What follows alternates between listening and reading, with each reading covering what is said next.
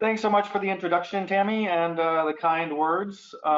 Yeah, as you say, today we're going to be presenting round 2 of our Improve Your Marketing portal. This is actually a great development because we started this off sort of as just a collection of tactics of our digital marketing playbook. And as time goes on, we've found ways to make this more and more interactive to actually provide value, I think, to different people that use this. So as Tammy said, we have the whole playbook for you available via PDF, but we'd also definitely want to encourage you to sign up to the portal, play around with it, get online and be a little bit more interactive with it. So today, as Tammy said, we're going to be doing round 2. Last week, actually, I think it was 2 weeks ago, we had an intro session where we did more of a 30,000-foot flyover to give you kind of an overview and explain the concept of doing all this. Today is going to be the first of 4 sessions during which we actually dive into the strategies and focus on more specific steps and tactics that you guys set up and implement to ultimately acquire more customers. So we've got 4 of these planned. We're going to do one on acquire. We're going to do one on how to nurture your customers, how to grow customers, and finally how to retain your customers. And this is part 1. We're going to be focusing on the customer acquisition part. But before we get into that, just to make sure that everybody's on the same page, I appreciate that we have some attendees here that weren't able to make it a couple of weeks ago. So I'm just going to start with a quick, maybe 3 to 5 minute interview of what Improve Your Marketing is all about, what this portal is, sort of where it came from, what the idea behind it was. And then we're going to delve into the actual strategies of customer acquisition.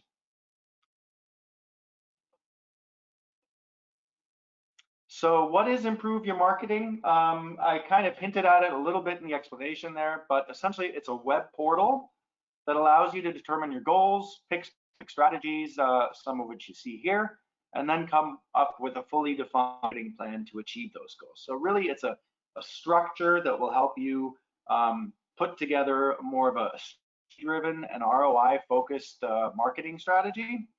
And it does so by starting with the overall business goals. So oftentimes what we find in projects is that people are sort of trying to figure out what they can do marketing wise and then reverse engineering why that was useful. We think that it's a far better idea to actually start with a strategy and the organizational goals. So what are the strategies and the goals that we have in an organization? Do we want to really work on acquiring new customers, on nurturing new customers, on growing our customer base, or on retaining the customers that we have? Now, most CMOs would probably say, I want to do all of those, but what we ask, of course, is that there's more of an understanding of prioritization in a business and trying to figure out what are the biggest priorities and then focusing on those first. And what we can do is we can select these tactics. First, we choose our goal. We then select some tactics that fall in line with that goal. Then as a second step, we're able to prioritize these tactics. So we sort of have an indication here, is this easy? Is this sort of medium? Is it hard? How much effort, how much investment is required, and how much value do we get out of it? We can then go ahead and edit our priorities a little bit and say, this is our high priority, this is our medium priority. And at the end of it all, our portal will produce for you a strategy document that you can then use to share with your customers, share internally with your other stakeholders to sort of explain what is the strategy and what are the individual steps and initiatives that we really want to implement in order to push this strategy forward. So that is Improve Your Marketing. But why did we do this? Again, kind of hinted at it, but the first is to take a much more pragmatic approach to marketing and focus on the how a lot more. I also think often, especially on a leadership level and maybe also on the vendor side, we often talk about these vague things like improving conversion rates and funnels and, reducing bounce rates and stuff like that. But I think for the people who always have to do it is how. And so connecting organizational goals with actual individual strategies and sort of putting together little project streams, we think was a very worthwhile goal. We also really wanted to help organizations focus on the ROI, like I said earlier, really connect all activity that's ongoing in marketing to actual goals that are important to the organization as a whole, and then provide to piece it all together. So from strategy all the way to execution and measurement as well. We also think that this approach is going to lead agile projects because it improves communication and because it allows your project along the same goals and tasks put in a clear framework and that have been communicated by your organization. You're not going to spend a lot of time on doing, I guess, ancillary projects, maybe little side projects. Everything is going to be very, I guess, everything's going to include a strong direction and going to have a strong strategic purpose. And so that's going to slim things down and make your projects agile overall and I think more efficient. All right, so that's the idea behind it all. Thanks for sitting through that and getting a little overview. But like I said, we really wanted to start focusing here on our specific tactics. So in total, we have 100 tactics that are focused on different goals that you as an organization might focus on. By now, we actually probably have a few more because, as I mentioned, it's an interactive where people outside of Mapp, so customers of ours, partners, just marketers in general that are sending this out of interest. This tried to create more of a community, and you can access the platform, you can contribute new ideas, you can have your name listed there, contribute new tasks, gain a little bit of visibility on that. Also use the portal to put together tactical and strategy documents for your projects or your clients or your partners, whatever it is that you might want to do with that. So today we're going to look at the specific strategies that you can take to acquire new customers. So it's going to be very much focused on, I guess, top of the funnel. And maybe just one more thing to note before I dive right into these is that for today's presentation, I've picked 5 of my favorite strategies for customer acquisition. That does a complete list. I think in total we have over 20 acquisition strategies. So this presentation here is just an example of some of the great things that you can do with Mapp, with other tool sets to achieve those goals. But there are many, many more. So let's go ahead and dive into the strategies. So the first strategy that I selected to acquire new customers is capture overlay, which I think is important in engaging with customers and figuring out how to move them down the funnel. Now, many people are already doing this. I actually did some research and found that 7% of companies actually already use web generation, and almost 50% of them stated that their online forums are their highest converting lead generation tool. So obviously this can be a really effective way to get new subscriber info for your email list. But I think there are a few things that I want to talk about here that are really important to consider when we're deciding how to use this pop-up feature. So one thing I've noticed in my personal experience is that these pop-ups aren't always as smart as I would like them. I think they really need to follow a sensible approach to maximize their value. So that means not showing this pop-up to people if you're already signed up for an email list. And this is kind of my biggest personal gripe. I visit websites, and if I'm not logged in, oftentimes I will get a request to give my email address. And that's a little bit, I wouldn't say upsetting, but it's just a little bit annoying because I have to sort of click it away and I can't look at what I want to. And you know, you're annoying me for no valuable reason whatsoever, because you could know that I'm already subscribed to the newsletter by using you know, some smart pixel or cookie or tracking technology on your website. And so I feel kind of annoyed at that extra click, but also even if I were to fill it out, there would be no additional value.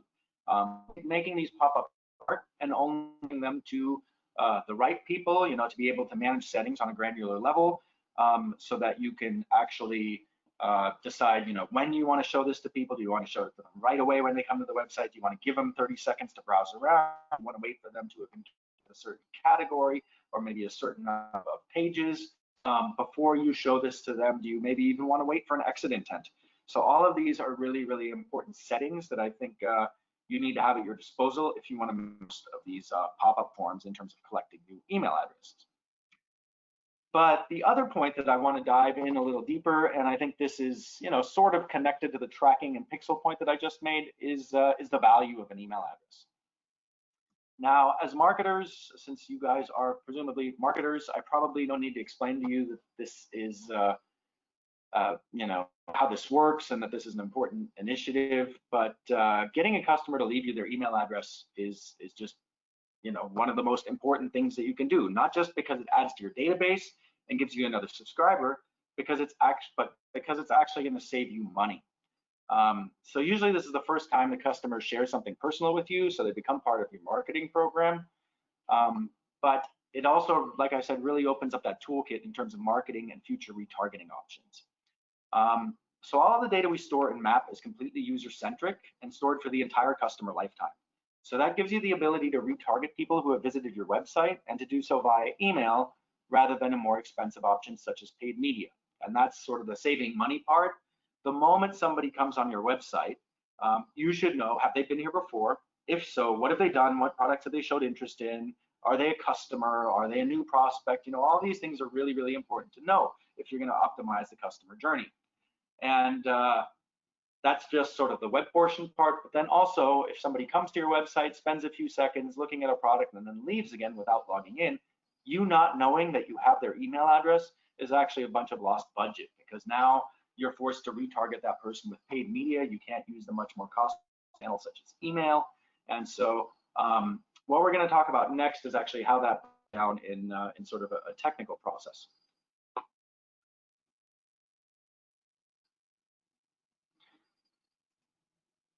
Bear with me here for a second. My presentation's lagging a little bit. All right, there we go. So what I wanted to talk about here was sort of a for instance. How does this technology and how do identification rates of identifying people when they come to your website really improve your business value?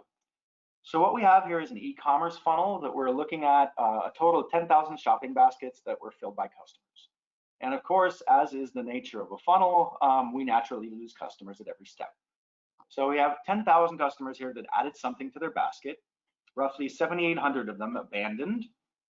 Then we had an identification rate of about 8%, and those are the people that were logged in when they abandoned. So we sent just over 600 of them an email.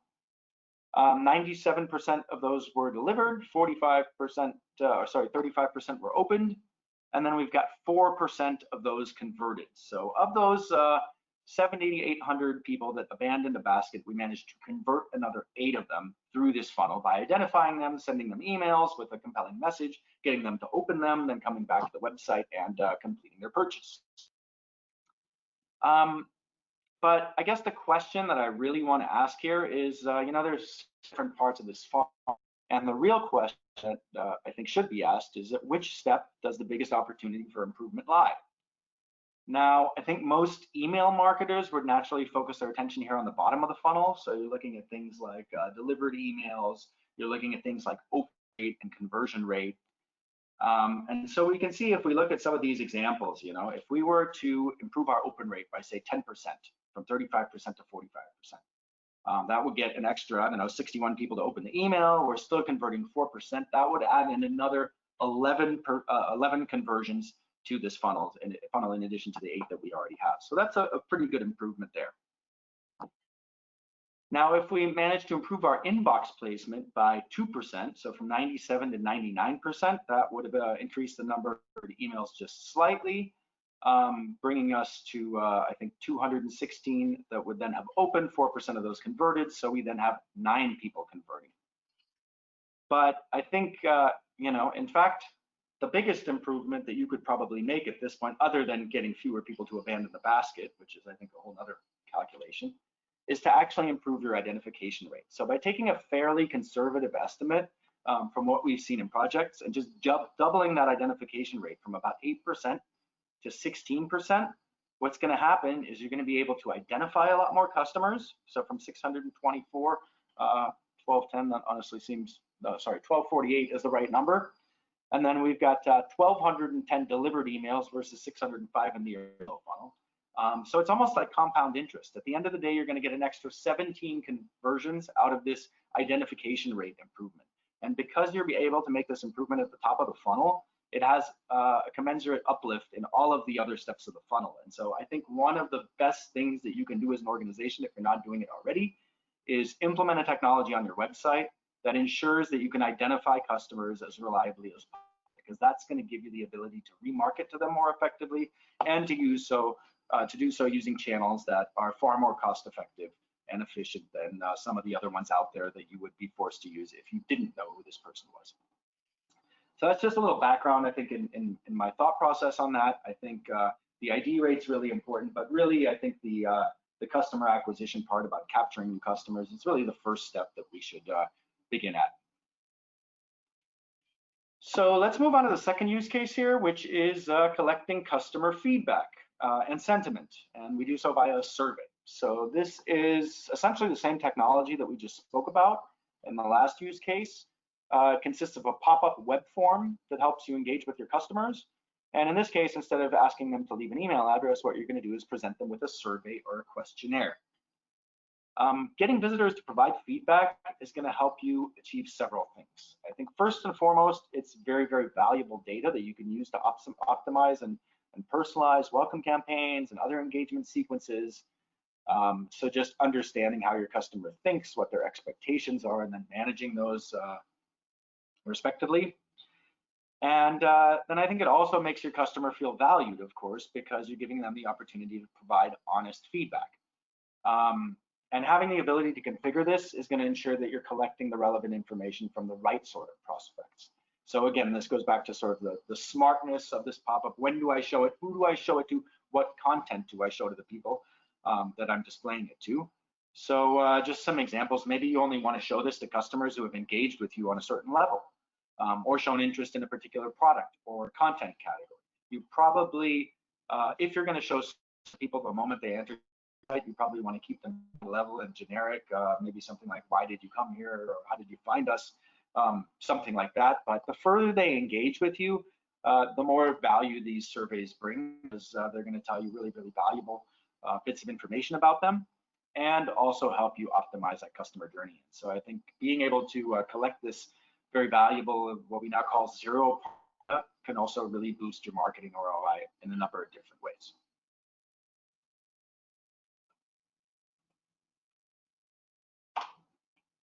All right, having the lag effect here, sorry about that. So what we're going to do next is we're actually going to dive into our Mapp marketing configuration. So I'm going to show you how we would set something like this up, be it a survey or a newsletter pop-up. Really, the creative could be anything, anything from an NPS to survey information to 10% off, please don't go, all sorts of incentives or VIP special offers, loyalty card memberships. There really is no limit as to the creative that you could use here. So let's go ahead and dive into the platform really quickly. Oh, great, I'm already on the right tab, so that's always great. So what we have here is basically our new campaign creator. We're just in our Mapp Intelligence module in the marketing, and we've clicked on Create New Campaign. So we're just going to say, all right, let's say we want to make this a newsletter pop-up. We basically just give it a title. We then decide whether we still want to keep it on pause or whether we want to activate it. We've got a start date here, which can be configured. Also give it an end date if we want to set a finite period for this campaign. And let's go to next.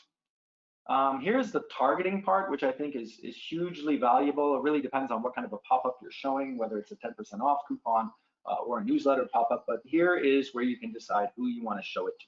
Do I want to show this to all users? Do I want to show this only to people signed up to the newsletter group yet? Do I only want to show the 10% off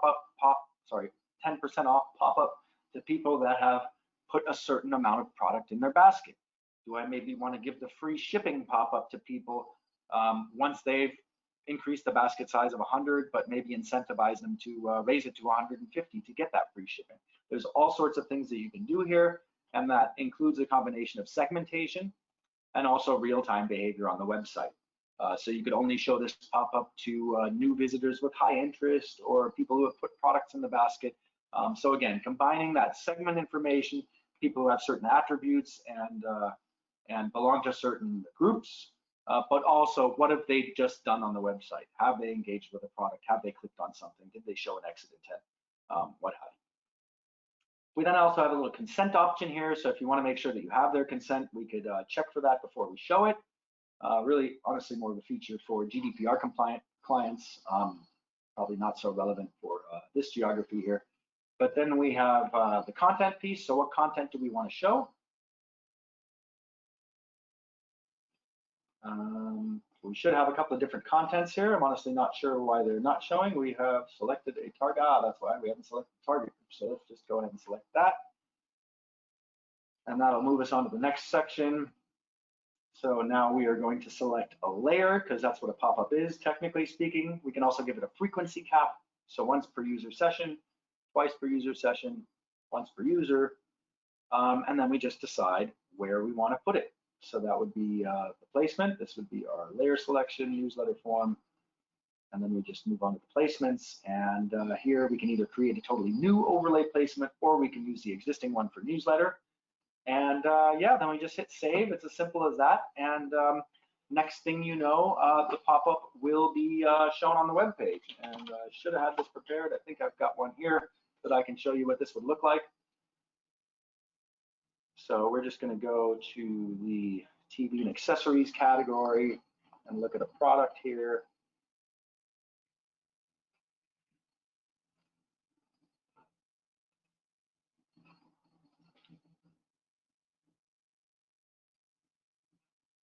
And then if I were to show that exit intent, we could show them a pop-up like this one. Please subscribe to our newsletter. So that's how it works. We just go into the platform, we set it up, we configure it, we add a creative, and then we can go ahead and set it up on the website. So really pretty easy. All right, so next I'd like to move on to our third use case, which is retargeting.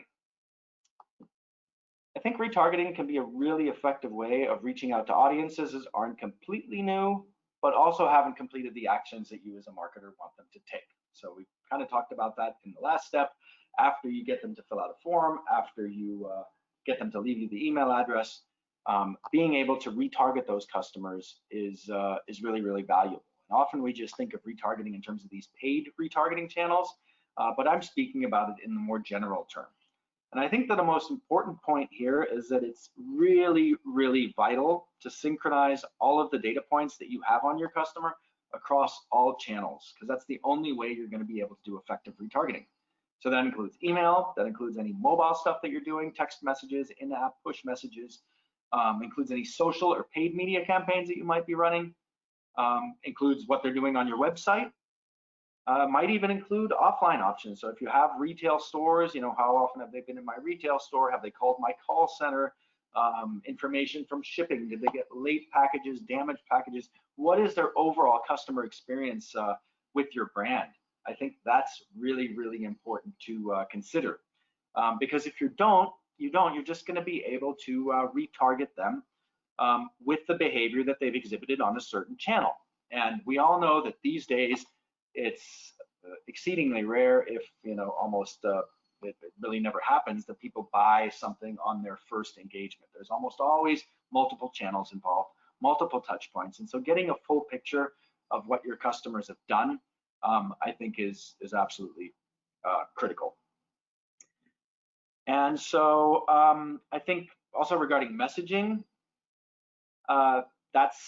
that's ultimately what you can determine from these customer journeys, right? The question here is, what do we want to say to them? And how compelling is that message going to be?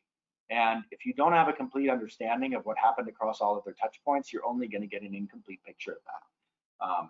So I think, yeah, having all of that data in one place and having it in a user-centric raw format, being able to understand what have they done on my website, which products have they looked at, which articles have they read, which categories are they interested in, how have they responded to my paid search campaigns? How have they engaged with my emails? What subject lines were compelling to them? Basically, who are these people? What is their interest? That's going to make your reach efforts that much more effective, because now you're actually taking that into account and you're coming up with tailored, personalized messages for people that really reflect the things that they've shown interest. So much more relevancy leads to much better conversion, and that's a much more effective retargeting strategy. Okay, moving on now, once my presentation lets me, to our fourth use case, which is lookalikes. So this is pretty similar to retargeting. It's a similar similar mechanism as paid retargeting. But it's not so much about reconnecting with people who are already engaged, who've been to your website. It's more about finding new customers that share certain criteria or classifications with your most successful customers. So this one's all about quality rather than quantity. because with this particular strategy, you can acquire the right kind of customers for your business, because they, share, I guess, criteria, ones that you've already proven are successful. So how does this work? Just to make sure we're all on the same page. Once you've figured out how to sell to customers and develop some insights into what's generating interest and engagement, you can then use those insights to find more customers like the ones that you already have. So I think Facebook's probably the most common example, but this is also something that you can do on other social networks like Instagram or Twitter or LinkedIn, and even DMPs or DSPs. So I think Mapp is also really good, besides having this lookalike functionality natively, where we can basically push audiences to these social networks.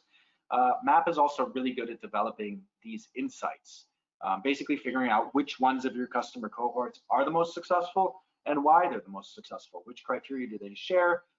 So this could be something like, women 18 to 35 who have an iPhone and who have, I guess, different criteria like that, that you could then target. And you could also even use behavior on your website to try and push that information to social media networks to then be able to target those people. And then hopefully as people come to your website, they'll actually show much more engagement because they share some of the characteristics of your most successful customers.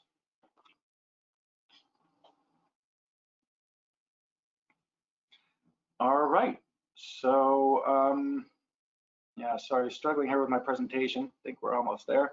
It's requiring about 8 clicks to move on from slide to slide. But yeah, we have gotten to our last specific strategy to talk about today, and that is smart alerts. I think this one's actually super cool because it makes sure that if something does go wrong, and we all know that eventually something will go wrong in marketing campaigns, it actually proactively informs me and alerts me about it. And we're probably all pretty familiar with traditional alerting technology, where you determine what you want to be alerted on, then you set your threshold manually and hope that you set them correctly, and then at some point you hopefully get an alert, or maybe not. What our smart alerts do and why they're different is that we basically offer AI-powered anomaly detection. So all you have to determine which metrics you'd like to pay special attention to, and we will do the rest. What I would focus on here are things that have a significant effect on your bottom line. So obviously we don't want to overload the platform or overload your attention span with tons of alerts. So I would focus on the things that have the most significant examples on your most significant effects, on your bottom line. And maybe some examples here are things like what percentage of my visitors comes from organic search. If I notice that proportion of users that come organically from Google dropped significantly, then maybe that's an indication that my listing is no effective. Maybe I've dropped down to page 2. Maybe Google changed their algorithm. Maybe the competition has done some work and they're using my brand name and other new keywords to sort of land above me, and maybe they're siphoning off some of my traffic. So monitoring your most important traffic sources and ensuring that those fluctuate, do you at least understand why, I think would be a great example of using this just to maintain your business and to ensure that something happens, if something changes significantly, that you know about it right away. Another example would be monitoring important funnels and customer journeys. So maybe you have, I don't know, a trial download or a free 4-week sign up or something like that, or something else that really engages with customers. We talked about the sign up form being the most sort of important lead generation tool. And so I think monitoring customer journeys like that, monitoring the landing page and next steps to ensure that is moving smoothly is also a really good use case. I would probably also cross-section that and cross-reference like just technological things like browser information or device type, because oftentimes when funnels aren't working correctly, or when you see a significant loss of traffic from one step to the next, that can often be related to technical problems. So maybe things are not rendering correctly on a mobile phone, or maybe Safari browsers are showing an error page or something like that. So figuring out, for example, why your conversion rate has dropped between funnel step 3 and 4 would be that kind of a use case. And the smart alerts can be really good at identifying those, because I think the hard part of when you're looking at all these metrics is what to focus There's so many reports that we need to focus on.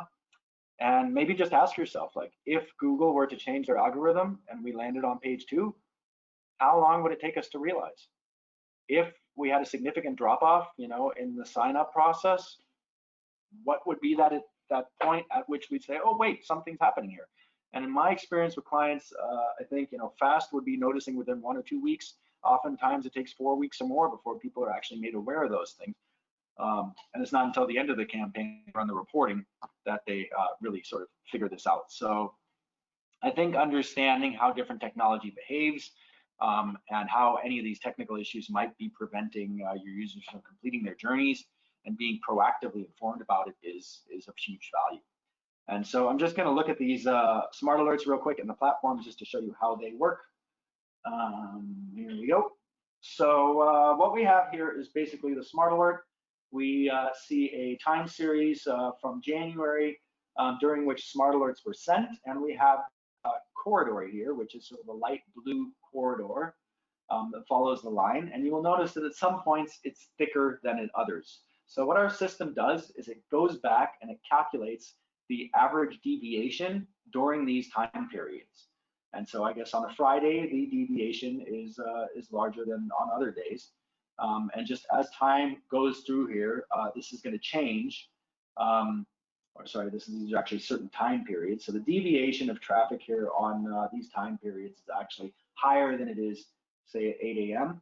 And these red dots are then basically just outliers. So every time there is a KPI that falls out of this threshold, out of this corridor, it will go ahead and send an alert to you. And so what we're going to do now is just actually look at those alerts. We've got one here for conversion rates, and I'm just going to look at. It's really easy and intuitive to set up the metric. What do we do? Percentage of visitors, assists, conversion rate. We can also group this dimension by campaign type, or group this report by the dimension campaign type. So we're going to see all of our different campaign types organized by the different types and then shown the conversion rate for them. We can also decide, do we just want to see the top 3 or do we want to see the top 10?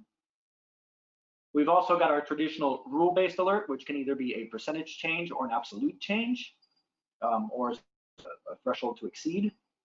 But our smart alert makes it really easy. All you have to decide is how sensitive am I? Do I have very low sensitivity or very high sensitivity? And then decide what the frequency of these alerts are. So do we want to do it hourly, daily? And then what message do we have in here? So what do we want to send in case of a spike? What do we want to send in case of a drop? And who do we want to send it to? You could also do a list of people here, so multiples. So I think it's a really cool feature, really low effort to set up and implement, but really high value, especially when something does go wrong. And so that is the last feature that I wanted to highlight here with relation to acquiring new customers. Yeah, so that I think is the meat and bones of my presentation, the functional part of acquisition, of figuring out what are the best strategies to do so. And yeah, what we're going to talk about now, I guess, is just our call to action. So as I mentioned in the beginning, please get involved. We've designed this as an interactive tool that's designed for the whole digital marketing community. So even if you're not a Mapp customer, even if you're not a Mapp partner, feel free to use it. This is a tool that's available to everybody. There's a free sign up in the top right corner. Engage with it, use it however you see fit. But also feel free to add your own tips and tactics and become part of this Mapp community.